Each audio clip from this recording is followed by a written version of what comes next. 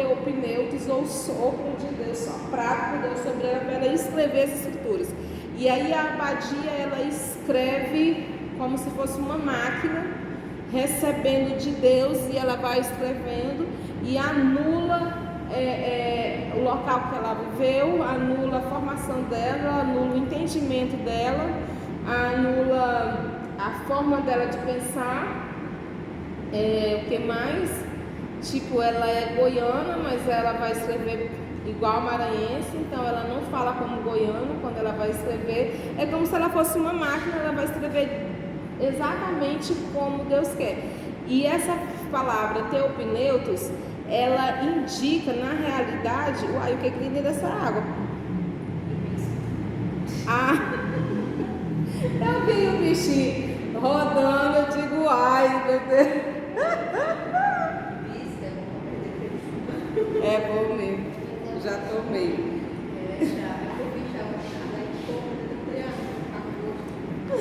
Tô toda igual aquela. Assustei. E aí, teopneutos, ele é um sopro diante das pessoas, sem anular o estilo da pessoa em todas as áreas. Por isso que precisa, quando pergunta lá, o que é inspiração? Inspiração é sopro de Deus, sem anular a personalidade e suas características. Ele não faz aquele negócio que o espiritismo faz. O espírito, ele pega a caneta e ele recebe algo e anula tudo dele. Ele está recebendo ali de uma entidade. Você não recebe nada de uma entidade, você recebe o sopro de Deus. Por isso é que a Bíblia, ela é divinamente inspirada por Deus, porque é pessoas e que não são manipuladas, que não são marionetes, que não são máquinas na mão de Deus. Elas são elas mesmas escrevendo e ouvindo a voz de Deus, entendendo que ela tem de entendimento, mas escrevendo um entendimento que vem de Deus e sabendo as duas coisas: soprada, sopro de Deus. Não sei se vocês já tiveram a oportunidade de pregar algo e tu prega porque Deus está mandando tu pregar, mas se tu fosse falar o que tu queria, tu falaria de uma outra forma né, de outro jeito. Mas como o sopro de Deus naquele momento, o teopneutos de Deus naquele momento está te inspirando de uma outra forma, tu sabe que tu falaria diferente, e isso não vai ser anulado, mas tu não fala porque tu fala o que Deus manda. Aí tu te torna obediente. Eu falo que pregar é uma missão difícil demais, porque tu tem o teu entendimento e tu tem o entendimento de Deus, mas tu não pode falar o teu entendimento. Tem que falar o entendimento de Deus, mesmo tu tendo o outro tal entendimento. Assim a palavra foi escrita. Revelação diz respeito à exposição da verdade, e revelação é diferente de mistério. Mistério não casa com revelação, né? Então, assim, revelação quer dizer algo que estava tampado e que foi revelado. E aí vem essa revelação que foi transmitida, exposta, demonstrada no original. Iluminação já é diferente de inspiração e revelação. Inspiração, sopro de Deus, que não usa máquinas, que é teopneutos, que é uma inspiração que não anula o entendimento das pessoas. Revelação é a exposição da verdade, que é diferente de mistério, que abre os olhos. Iluminação é a compreensão da inspiração e do que foi revelado. Ok? Deu para compreender a diferença entre as três, deu? 3 fatores importantes, incluindo 3 elementos essenciais, 3 movimentos teológicos e principalmente sobre questões de inerrância das escrituras. 3 elementos essenciais da inspiração. A causa da inspiração é divina, Deus é a fonte. Mediação, ela é profética, escreveram com coração, consciência, com estilo e vocabulário próprio, profeticamente. E a autoridade se reveste de Deus, de toda a autoridade divina de Deus. Os movimentos que surgiram 3 movimentos: ortodoxia, modernismo e neoortodoxia. Ortodoxia diz que a Bíblia é a palavra de Deus. Modernismo já começa a dizer que a Bíblia contém a palavra de Deus. Ela só contém, ela não é toda a palavra. Por exemplo, Eu estava conversando agora sobre o versículo: deixar, pois, o homem pai e mãe, e se unirá a sua mulher e se tornará uma só carne. Só que na realidade o modernismo implantou o seguinte: eu sou uma só carne com meu filho, porque eu tenho muito mais facilidade de deixar meu marido embora e deixar que ele vá embora e largar dele, ter raiva dele, mandar ele embora, do que meu filho. E eu crio meu filho naquela expectativa, o modernismo ensina, né? Na expectativa de que ele seja só meu. E eu abandono o esposo para cuidar do filho, que era o caso que nós estávamos falando agora há pouco, né? E o marido, ele é segundo, terceiro, quarto plano. E a Bíblia é muito clara: quem vai deixar é o filho. E quem tem que permanecer junto, o versículo é muito claro, né?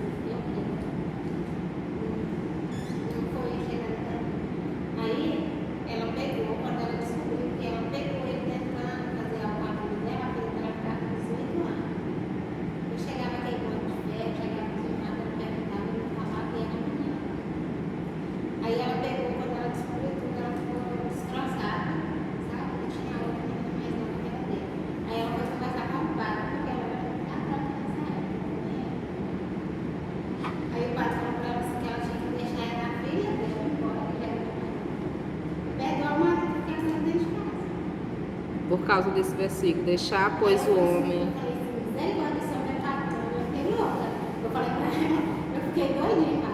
Por causa desse versículo. Ela já estava. E você entendeu? O modernismo, ele fala isso, ele contém a palavra de Deus. A palavra diz que quem tem que deixar são os filhos. Aí ela já estava numa circunstância bem descontextualizada. Ela já estava no segundo casamento. Já estava ela era viúva. E aí encontra uma situação dessa, é complicado, porque na realidade ela se tornou uma só carne com um homem sem caráter. E biblicamente o padre não aconselhou errado. Modernamente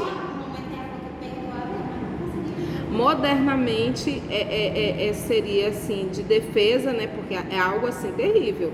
E eu estou falando que sou mãe. Mas a Bíblia diz que quem tem que sair por quê? Porque o modernismo ele endureceu ainda mais o coração.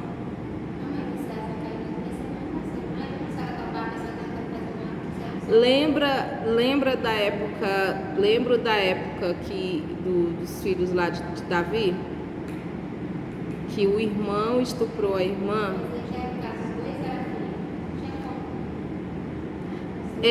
Mas ali tinha que ter uma punição. Davi tinha que matar o que estuprou. Não matou. Aí o irmão quis se vingar e matou. E o Davi, ele agiu corretamente. Ele não podia matar o irmão. Tinha que haver o perdão e a reconciliação. Para Absalão, tinha que matar, e o Davi estava sendo omisso. É muito complexa essa questão. Mas cada dia mais vão surgir mais situações em que eu vou mais por esse modernismo que a Bíblia contém a palavra de Deus. E aí, como que isso vai acontecer no mundo? Com situações como essa e entre outras. Isso é muito difícil. Porque eu preciso ir pela palavra de Deus. Eu não posso distorcer ela. Eu não posso de maneira... É complicado, mas como pastor eu preciso... E eu sei o que eu estou falando, que eu sei que na prática, com certeza eu agiria como essa mulher. Botava o marido para fora. Pensou se o Kelvis resolve estuprar o João Augusto, ter misericórdia? Que situação? Vai embora, Kelvis. Né?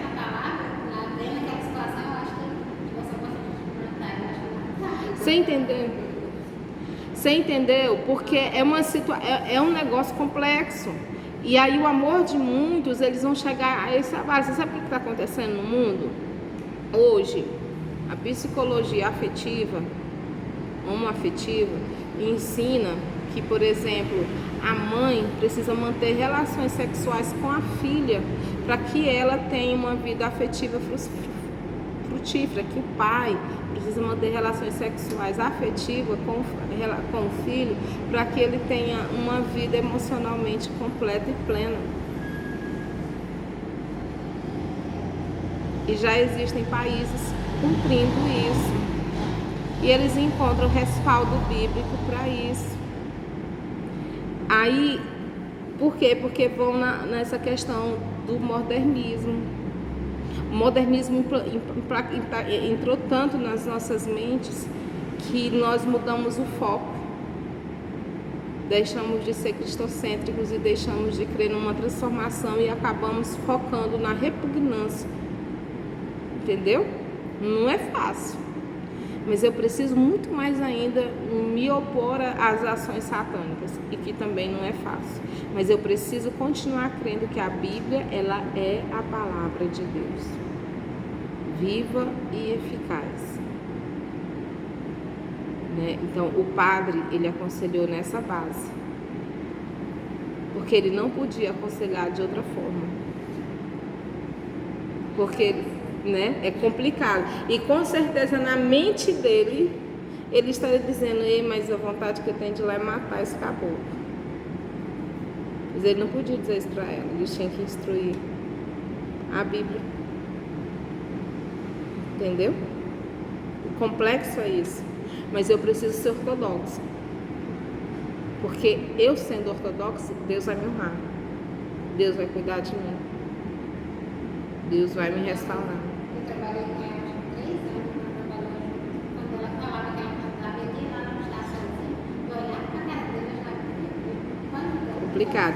Aí a neortodoxia, ela que ainda não tem uma influência, que diz que a Bíblia só se torna palavra de Deus, que a Bíblia torna-se palavra de Deus a partir do momento em que a pessoa tem um encontro pessoal com ela. Tipo, a Bíblia, eu não gosto dessa expressão, que a Bíblia fechada ele é um livro comum, mas ela aberta, ela é a voz de Deus. Eu não gosto muito dessa expressão, porque casa muito no que tem na neortodoxia. Porque ela aberta ou fechada, ela empoeirada ou deixada de lado, ela continua sendo a palavra de Deus. Se eu pegar ela para abrir, ou se eu não pegar ela, se eu pegar ela só para vir na igreja e voltar, ela continua sendo a palavra. Ela não se torna a palavra de Deus só quando eu abro ela. Ela não se torna a palavra de Deus só quando um versículo fala comigo. Mesmo que o versículo não fale comigo, ela é a palavra de Deus. Então existem essas influências de pensamentos. E isso vai provocar essa questão da inspiração, essa questão de inerrância e de infalibilidade. A Igreja Católica crê que a Bíblia é inerrante, ela não erra. Mas ela crê que a Igreja ela é infalível, que a Igreja sempre acerta. Só que para nós protestantes a gente sabe que a Igreja ela é falível. A Igreja falha. Pastores falham, crentes falham, né? E a Bíblia ela é tanto inerrante quanto infalível. Ela não erra e ela também não falha. Até no princípio da igreja,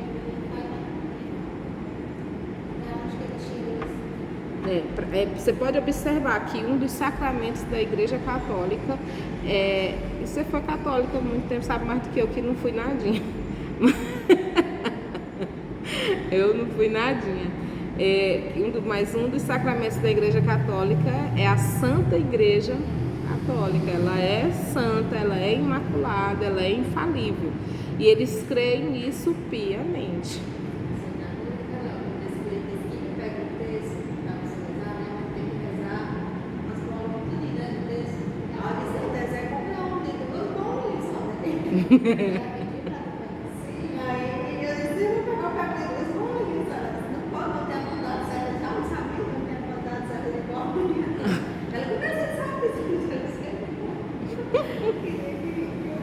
Eu não sei muito disso. E aí, uma coisa que a gente precisa entender é que ela é inerrante, é semelhante a verdadeiro e falso, que é totalmente diferente de certo ou errado. A neortodoxia e o modernismo colocam a Bíblia no patamar. Tem coisas que são certas na Bíblia e tem coisas que são erradas na Bíblia. Quer ver coisa pior é para o pastor hoje em dia. Porque a Bíblia diz que se ele não consegue, como é que é? Administrar a sua própria casa, como que ele vai cuidar da igreja de Deus? E o que está acontecendo com os filhos dos pastores?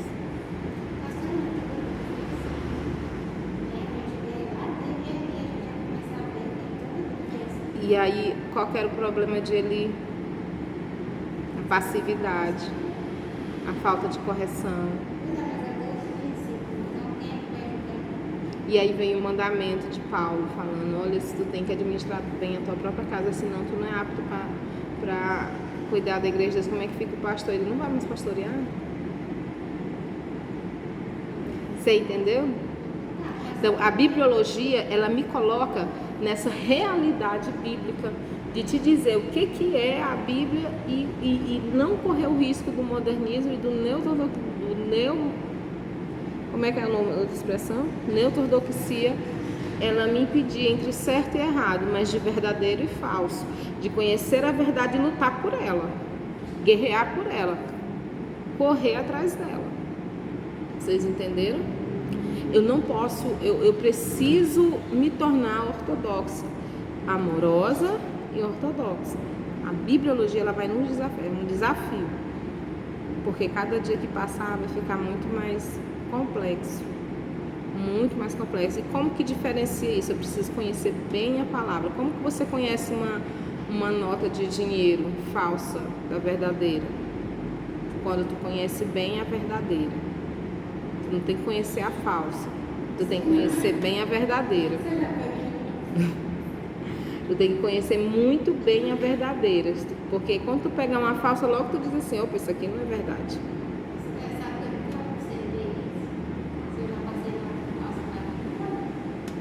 Pois é isso aí, ó, esse tino aí de percepção. Espera aí, eu nunca parei para pensar sobre a Bíblia, se ela é verdadeira. Eu sei que ela é verdadeira, mas será que eu estou tratando ela como verdade plena, única? Entendeu? Isso é complexo, mas eu tenho que crer que ela é a palavra de Deus e que ela precisa, de certa forma, ter essa utilidade em nós. Outro dia eu acompanho muito os estudos do pastor José Gonçalves. Essa semana que eu não estou acompanhando, essa semana até sob perdão, é bem interessante acompanhar. Por causa do horário, 9 horas da manhã é um horário difícil de tu acompanhar alguma coisa, né?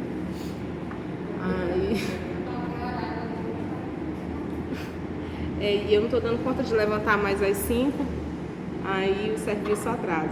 E aí eu...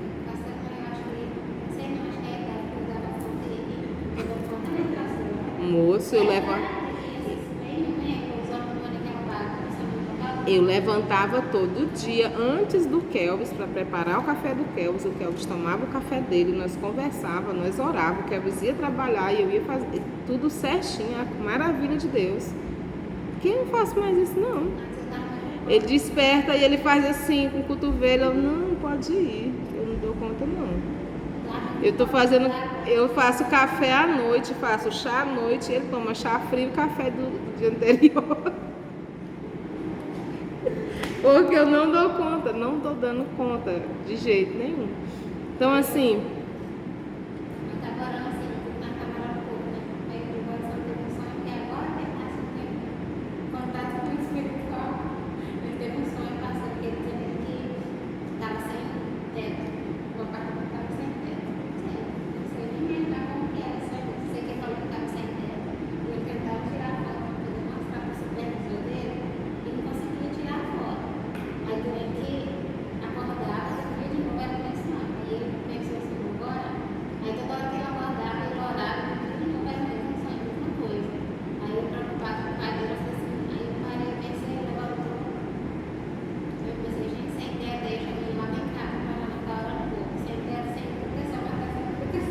Sem cobertura espiritual. Sem cobertura espiritual, sempre.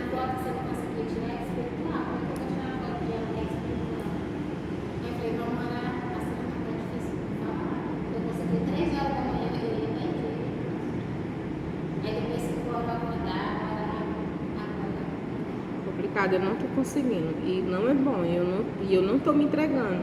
Assim, eu não estou conseguindo e estou me entregando, eu não estou conseguindo, não é pecado eu não orar 4 horas, não é pecado, não é a gente que estabiliza um horário e tal, mas era melhor para mim, bem melhor. Então eu preciso me cuidar e ver. E aí uma das coisas que a gente viu, acho que foi semana passada, foi na outra, no interior, que eu ainda consegui assistir, foi um casal contando a história deles. Ele traía ela de diversas maneiras. E aí ela resolveu trair também. Ela resolveu trair, depois largou dele. E só que ela escondia a traição. E ela se dizia crente. E ele não. Ele assumiu que estava desviado mesmo e estava no mundão. E ela continuava indo na igreja, os seus papéis de cristãs normais.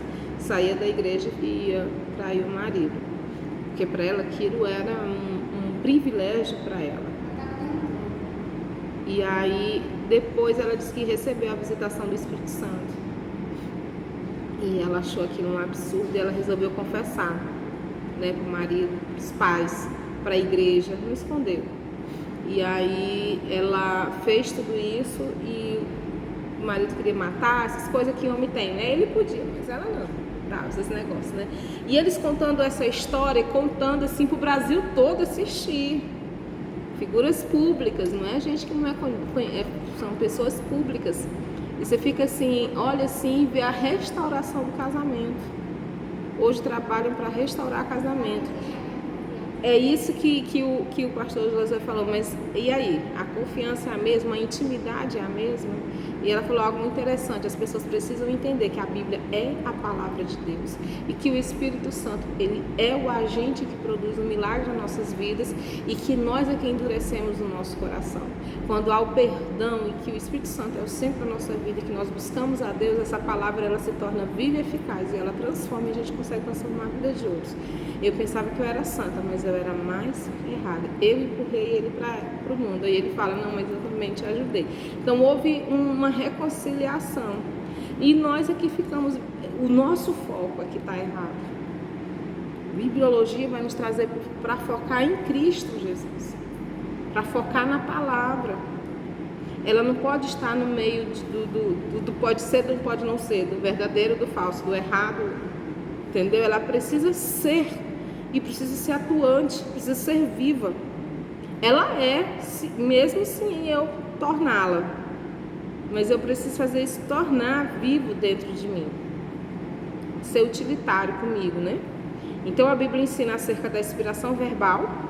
Ela explica que ela é plena, tem autoridade. O Antigo Testamento foi inspirado e aprovado de diversas maneiras no Novo Testamento. E aí nós vamos ver que a revelação ela pode ser geral e especial. Geral é porque a Bíblia diz que a natureza, né, ela anuncia, os céus anunciam a obra das mãos do Senhor. A gente vê árvores meio assim, como que exaltando o nome do Senhor. A gente vê os passarinhos cantando e tudo glorificam ao Senhor. Né? Os ateus e os agnósticos negam esse tipo de revelação. Eles acham que são coisas que foram criadas, um Deus que veio, criou e largou elas aí. Mas não, elas continuam glorificando a Deus. E a revelação especial são aquilo que só quem desvenda os olhos espirituais conseguem entender e enxergar, que é a palavra de Deus, que são os mistérios do Espírito Santo. Então a revelação ela tem esses dois. Lembra que existe inspiração da palavra teopneu, soprado por Deus, que não te anula, que não te faz marionete. Você tem o teu entendimento, mas você obedece à voz de Deus. E a revelação, que não é mistério, é diferente de mistério, mas que vai te fazer conhecer os mistérios de Deus, porque as vendas dos olhos vão cair e você vai entender e compreender através do Espírito Santo.